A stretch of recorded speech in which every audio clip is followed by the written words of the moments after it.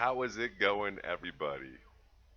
TOP is officially back and fully back in effect. Man, does it feel good to be back. We have been gone for so long. And I won't lie, I missed you guys. And I know I constantly on Twitter, on Facebook, I say we're going to do this time. Things come up. I'm sorry about that, guys, but from here on out, we will be on schedule for everything. I can't thank you guys enough for still showing interest, even though we've taken this long off. This won't happen again. We just really need it. Life caught up, guys. But damn, does it feel good to be back. Man, as you can tell, your boy got a new mic set up. We got things rolling a little different right here. I'm really excited about this. Got a lot of things in the work. Like I put out there on Twitter and Facebook, the new schedule is going to be Monday's going to be Raws, Tuesday's going to be SmackDown reviews, Thursday's going to be wrestler bios on the weekends. Hopefully we'll get together and we can put something down. If we can't, then it's going to be back to the tops or the greatest, things like that. You know, the things that have brought you guys first as fans to listen to TOP. On a side note, um, your boy Mean Dean has been talking about doing the Twitch channel, so if he definitely gets that up and running, I will go ahead and let everybody know about that because that'll definitely be exciting to check out. If you've listened to the 2K17 review, I think it was, we had the interview where he talked about what he was doing with his promotion in the game, and as you know, it was fire. So watching it live would be pretty incredible if you ask me. I'm also gonna start streaming on Twitch. I don't know. I don't think I'm gonna start it before the beginning of the new year. I think we're gonna go ahead and get that kicked off to start the new year. Probably about the second weekend of the new month. So that should be exciting. I'm definitely excited about that. Get to interact with you guys while we go ahead and play some games. As far as what my channel's game is going to be specifically, there's not going to be a specific. We're going to play a variety of things. I want to know what you guys are out there playing. I want to know what you guys are watching on YouTube, what you guys are watching on Twitch, everywhere. And I mean, let's just stream whatever. Let's make it as fun as possible, guys. Because that's what I want. With the return, I want this to be fun. I want us to enjoy this. Even if the shows aren't that good, I want this to be as exciting as it can be. So now that I'm gotten way off track, once again, let me go ahead and thank you guys, the fans. You guys have been absolutely incredible, still showing support, shouting out. You guys are just amazing, and we wouldn't be here without you guys. Um, Go ahead and follow us at ClickPod on Twitter, as well as go ahead and follow me, the Legend 958. Um, Man, follow us on Facebook, TOP, the Outsiders Podcast. If you don't know what TOP stands for, where else are we? I don't know, guys. We're everywhere. Go ahead and listen to us on Podomatic, iTunes. I mean, we are literally everywhere. Everywhere you can listen to with your ear, we are there. But now let's go ahead and get to what we got here for SmackDown review. So we're coming off of Clash of the Champions. It was it was good. I'm not gonna say it was great, anything of that effect. I just think it was good. It got me through. It was just a pay-per-view. I didn't really have high expectations, so it was pretty good. I enjoyed it for what it was, but I didn't love it. So, but we'll get there. We'll get there, man. There's definitely things that I did like about tonight's show, though. So we start off tonight's show, and it's Daniel Bryan in the ring. Daniel Bryan comes out. Everybody starts the yes chants as Daniel Bryan gets in the ring.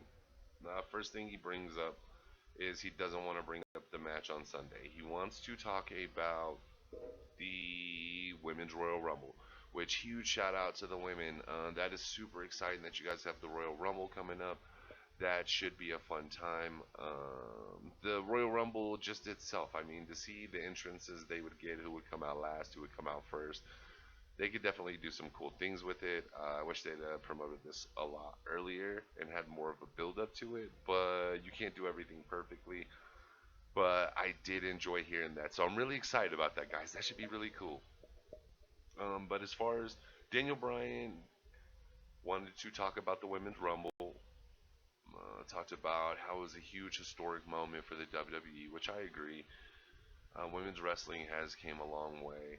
As you know, I still think they do have sloppier tendencies than the men at this point, but it's still them learning and understanding the craft. And I get it, but don't get me wrong, there are incredible women and wrestlers out there, and I don't want you ever to think, by any chance, I'm hurting you guys. I'm just telling you how it is. If you watch compare matches between the two of the upper echelons, you'll see a lot more sloppiness on the other side, one side than the other. But back to tonight's show, once again. Man, see, I'm just so excited to be back. I'm kind of everywhere right now. So thanks for dealing with me, guys. I promise you next week I will be much better, much more focused, but I'm really excited. So if I get off topic and I stay on something too long, just bear with it. And I thank you for bearing with it. And then he goes ahead and announces, Daniel Bryan goes ahead and announces that we are going to have a 6-man tag match. You knew this was coming. Off the heels of Clash of the Champions, you definitely knew this was coming. Um, I was entertained by this. I won't lie. I was wondering why isn't Shane already out at the ring? Why wouldn't he be the first one? But they made it interesting tonight. So next we hear Shane's music hits, and then Shane comes out.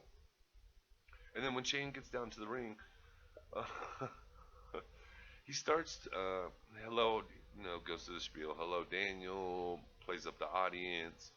And then he starts talking about my favorite part of this whole speech, which was Shane says, as he's watching Randy Orton hit the greatest RKO he's ever seen him hit. And then he starts counting. Daniel happened to trip over Shane and stop the count. And so things started to get a little escalated from there, as we all know how it played out. Shane went to go do the count. Was gonna screw him over. Daniel kind of got in the way. He got himself heated as well. We had the roll up on Randy and the 1, 2, 3, and Randy and knock lose. Owens and Sammy's wins. So coming back to tonight, as we're seeing that, uh, it's kind of weird. So Shane goes through his whole spiel, of how he felt through the whole thing, his interpretation of the events. And then Daniel says he does it for Shane himself. But the weird thing is, instead of taking it personal or reacting, Shane actually says he trusts Daniel to do what's best. And this was all after he said he was reminding him of his old man, of Vince. And damn, that was a good play. They have me intrigued. I want to see where this goes. For me, I kind of have an idea of where I'd like to see it go. I'll definitely talk about that when we get past the main event. But they definitely played this part really good. Now, do I think it's going to be this huge buildup? It has the potential to be. Should I trust in the WWE at this point? I can. I would definitely like to see something really interact with Shane and Daniel. If rumors are true that we are going to see Daniel again, I want to see Shane versus Daniel. I think that would kind of be fun. Not as his first match back, and not as his. I don't know if he has the last, or however this plays out. We don't know. We're unsure still. So, I mean, as this builds and we get further and further along, we'll definitely uncover more. We'll see what's going to go on with this. But that would be something I might like to see at some time. Shane is a little crazy. Daniel's amazing in the ring. And I think they could put on one hell of a show. Um, and then he goes, and then Daniel had announced earlier that our main event for tonight was going to be a 6-man tag match. We got Jinder, Kevin, and Sammy versus Randy, Shinsuke, and AJ. Phenomenal lineup right there. You guys know how I feel about all of them.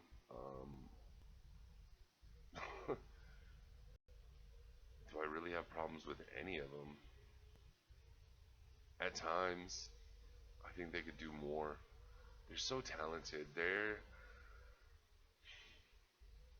Ah, that's not how we want to go though. So they are so talented. I mean, that's a great lineup for the main event, but it's kind of one of those things where I don't know if I really want to see a six-man tag. I want to see something, maybe just a tag match between Shinsuke and Kevin, or Shinsuke, Randy, Kevin, and Sammy, and make it no disqualification. Make it something exciting for the fans tonight. Not another six-man tag. Six-man tags get old when you see them all the time. Um, so then we go ahead and we leave from there. Come back from commercial break. Usos music hit, and the greatest tag team in WWE at this time, the Usos, come down to the ring. I'm excited. I love watching Uso matches. They are phenomenal in the ring, phenomenal on the mic. I love their characters. Their presentation is absolutely phenomenal. So they come out to the ring tonight, and they're gonna face Shelton and Gable. And this match was extremely entertaining. There were a lot of high points in it that I really enjoyed. At first, it did start a little slower for me, but as we went along, the match definitely progressed. We had really good timing in this match, some great moves hit.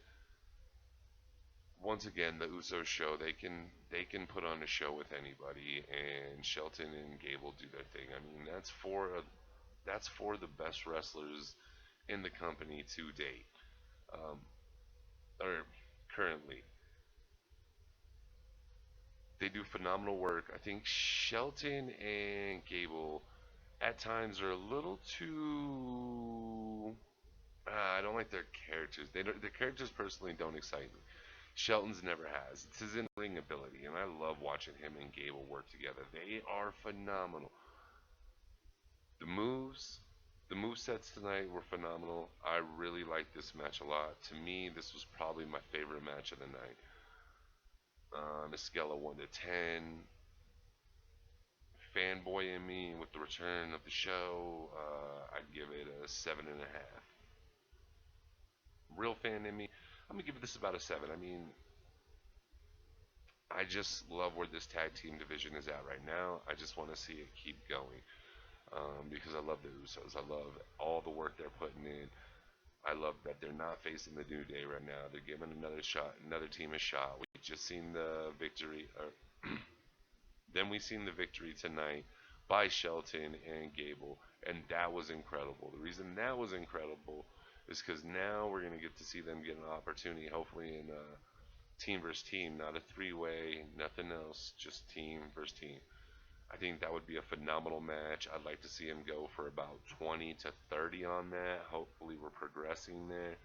They're definitely pushing Shelton and Gable. And man, I'm just excited to see where they go with this. This should be totally interesting to see where it progresses from here. Um, then we go to commercial break. We come back, and the women's, they start talking about showing the highlight of the Stephanie McMahon. Yeah, showing the highlight of Stephanie McMahon coming down to the ring, and then announcing the Women's Royal Rumble. And then Charlotte Flair's music hits, and then she comes down, and JD from NY says it best. She is like a robot. I like her matches. There's nothing captivating there for me. It's just like she's a tall blonde who's Ric Flair's daughter. It was amazing in the ring, but your character is just so blase. I don't enjoy it at all. It is absolutely not fun. But she's on her queen spiel right now. Naomi comes down to the ring, following, talks about how she's still gunning for the title. She wants to win the Rumbles here at Mania. But in the meantime, she still is going to win, try to go for the title. Right now, they're building up the Rumble. It's phenomenal. I can't wait to see it. To see all these women with opportunity to upstage the men. I mean, there's so much you could do with this. You could have a spectacular call up that wins an opportunity. You can finally have Asuka. That's how she gets her opportunity. And then we have from there the Asuka, Rick. Damn, you can do so much. Man, if somehow you can get Charlotte back over to SmackDown, or if you can get Asuka over to SmackDown to face Charlotte, that would be incredible. Because I wonder if she wins, is she going to get the choice of who she wants to face? I think that's what she said on Monday night, but I don't remember 100%. So if you do remember, go ahead and drop that below.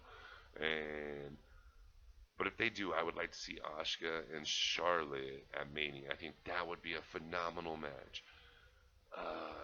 Asuka's strong style with Charlotte's ability just to move everywhere and her flexibility to be able to take these moves so viciously. Just imagine the holds that Asuka could get her in and how it would look absolutely miserable. And if she did tap, you would never question it for even a second. But she wouldn't, so that would just show how much more impressive as a wrestler she is. But I want to see Asuka win the title. Asuka, sorry, I want to see Asuka go ahead and win the title.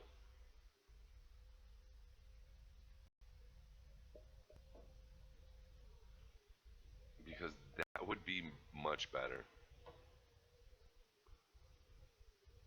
Because I'm just, you guys know how I feel about Asuka. I've always thought she was amazing. And by the way, I'm not a huge fan of the rear view, but tell me Naomi does not have some hop. She gets up there for that. Like, wow. Pretty impressed watching her do it with her elevation, her athleticism. That woman is absolutely athletic as shit. So mad props to her. Then we go ahead and get an impromptu tag match, and it's gonna be Flair Flair and Naomi versus the Ride Squad. Ride Squad comes down. Uh, I don't know. The match itself was good. The match itself was decent. They had some decent parts. There was some boring parts. And there was one part that really irked me though. So Charlotte's getting her knee worked on, and since Charlotte's getting her knee worked on, she's selling the injury at first. I like that, but then she goes ahead and lands a knee with the injured knee and doesn't sell the injury. That frustrates me. Sell the injury. Okay, fine. I can understand you can use that knee to still attack, but go ahead and sell it like it actually hurt, not just hey, let's blase into other things.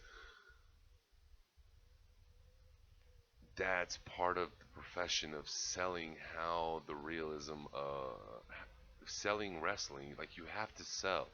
If you don't sell, what are you doing? Anyways, it was a good match. Charlotte and Naomi get the win. Once again, excited for the women's rumble. We'll definitely talk about that more and more as in the preceding weeks. And let's keep our fingers crossed that they set this rumble up to be amazing. Okay, so now for me, the show starts to get a little more interesting. The New Day and the New Day are wearing some holiday gear. I think Kofi was the gingerbread.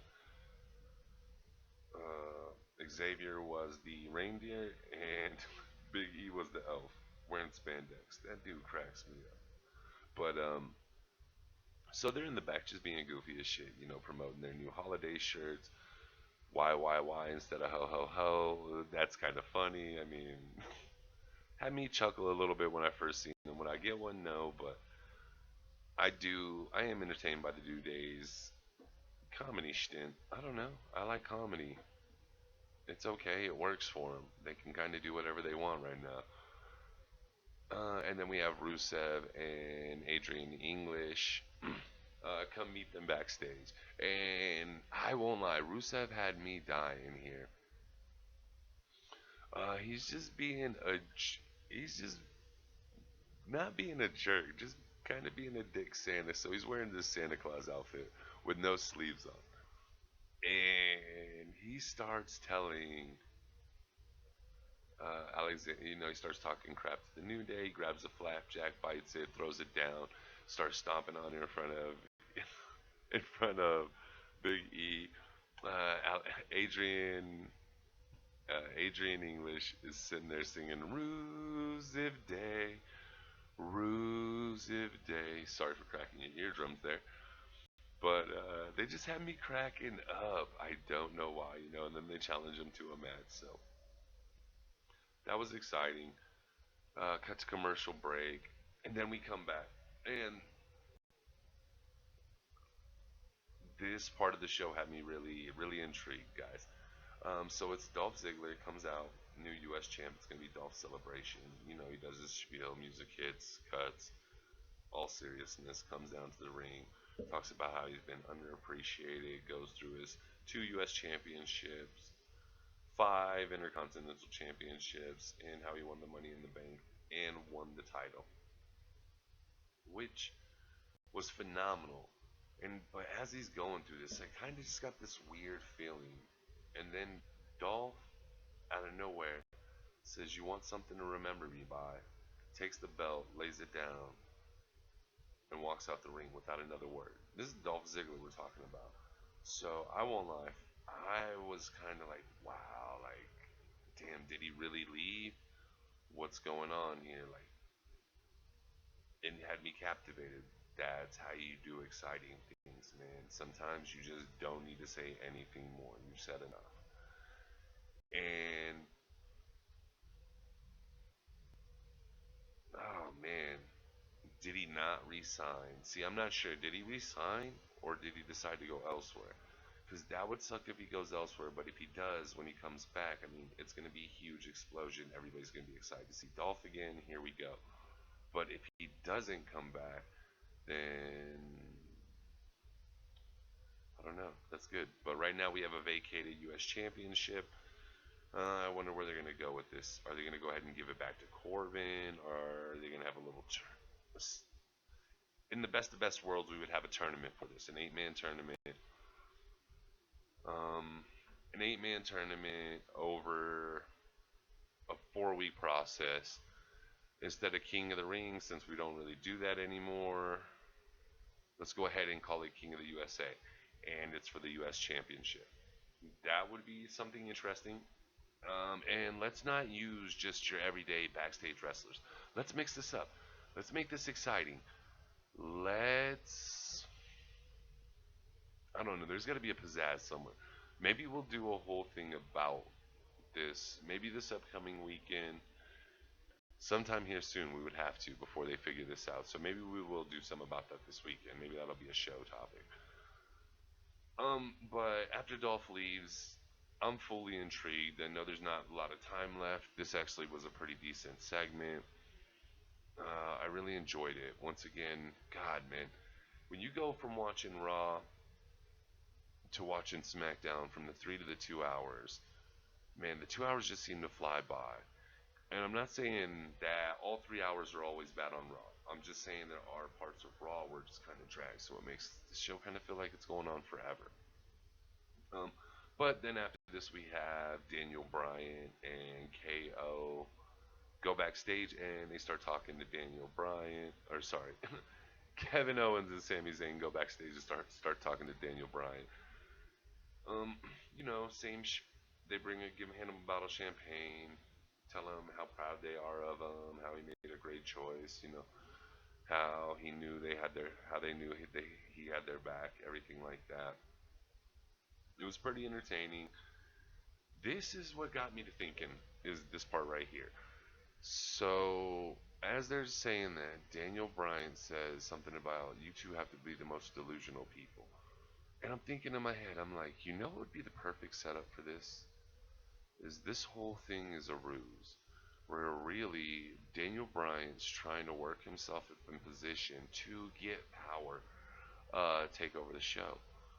Like, what if Daniel Bryan, they had a spiel where Daniel Bryan had a ironclad contract so he can kind of get away with what he wants.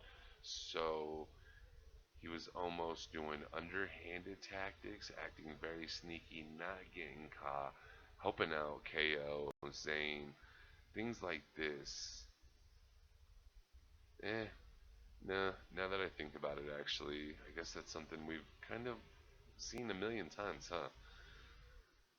I don't know. I would like to see Daniel Bryan have a heel turn. I felt like that's what we're setting up here is that he's acting like he's super do good writer or super do gooder, but the whole time he's doing devious things. So I'm definitely excited to see where this progresses to. I want to see more of him and Shane's interactions together. I think that was a pretty fun part about the show tonight. Um, then we finally get to the New Day match versus Rusev and Alex English. Match was good. Uh, started out silly. So Kofi slides out of the ring wearing a damn gingerbread suit. Like, I get it. It's the holiday festive season. Uh, tis what it is. And he just keeps saying, you can't catch me, I'm the gingerbread man. You can't catch me, I'm the gingerbread man, as he goes in and out of the ring a couple times. And then we finally get the action started. And it's pretty good. And at a point in this, New Day gets Rusev and Adrian English out of the ring. And then they go take this Santa Claus bag that Rusev's been carrying around and take the presents inside of it, start throwing it to the fans. And then Rusev and Adrian slide back in the ring, hit him on the head, knock him down, and then take the rest of the presents, and put them in Rusev's shirt. I mean, that part was a little hilarious. Tonight, I have to say, Rusev actually had me cracking up a little bit tonight. It was a fun show. I get it. We're going into Christmas. Let's have a fun show. Something more for the kids. And that's what it felt like tonight. It was fun. As I was saying, match was decently entertaining. It wasn't anything spectacular. It wasn't anything that you should write home about. I mean, very basic tag team match on a SmackDown. Um, I was fine with it. I mean, it was just fun. New Day walks away with the win. It was just a fun match. It wasn't nothing serious for them. Another commercial break. Then we come back and we hit our six-man tag. And man, they actually gave the six-man tag quite a bit of time tonight. Obviously, we still had about 20 to 30 minutes of the show left, so they had to definitely drag it out. And we knew it was going to be longer than usual, especially with the lineup you have in there. Overall, the match itself, eh. To me, it had a very sloppy ending. It seemed like everybody was miscoordinated. It was a cluster. It was a clusterfuck. Excuse my language. I'm not trying to get this demonetized, but yeah, it was just a cluster mess. It was a jumble. And I can't say there was too much going on. It's just as if everybody didn't know where the other people were going to be, where they were going to hit their spots. I, it was just weird. Randy goes ahead, and then at one point, okay, so at one point, Randy pushes AJ in the back to deliver, I'm guessing, the phenomenal forearm with more impact, but you can hear AJ scream Randy. So to me, I'm just thinking, like, wait, hold on. That push probably wasn't even meant to be. He was just in the way, making sure he didn't get hit. Which I can't blame him. Protect yourself. But at the same time, guys, come on, let's coordinate this a little better, man. We could have some phenomenal finishers to tonight's match. I mean, the caliber of the wrestlers in that ring are phenomenal. Well, minus Jinder, but I mean, Sammy, Kevin, AJ, Randy, Knock, and I know it's only a Tuesday night. They don't need to give us a pay-per-view performance. I'm not asking for a pay-per-view performance, but you know what I am asking? A cleaner effort. This was sloppy, man. Bret the Hitman Hart would have been watching this and like, that's probably the ugliest shit I've ever seen. Sometimes all you have to do to make a match look amazing is make it clean. Let me see you do what you're supposed to do. Be where you're supposed to be. Don't make it look sloppy. That probably to me was my least favorite match of the night. I mean, all in all, decent show. Out of a ranking of 10, I'd probably give it a 4 or 5. I know there's you guys out there, they're going to be like, JG, you're just being too hard. Well, I don't feel I am at all. And I know there's a lot of you guys out there that just agree with me. Um, tonight's show had some good points and some points that I kind of wasn't interested in. But going forward, there's a lot of excitement that's building. I mean, I'm definitely excited to see the women's championship. I'm definitely excited to see some of the things that are going down over on Monday Night Raw as well as SmackDown. I definitely want to see them push Bobby at this point. Let's definitely get that belt on him. If it's really vacated right now, let's see him get the strap, and then him and Baron have a little bit longer of a feud. I think you keep it on Bobby and you really push Bobby. Let's get him to the main card instead of being that second tier. But outside of that, guys, it feels great to be back. A little awkward. I haven't done this in so long. I feel very blah blah. But I promise you guys, next time we'll be back better than ever, on top of my game, as 50 says. Them country boys, we feeling you, man. But I love you guys. TOP is out.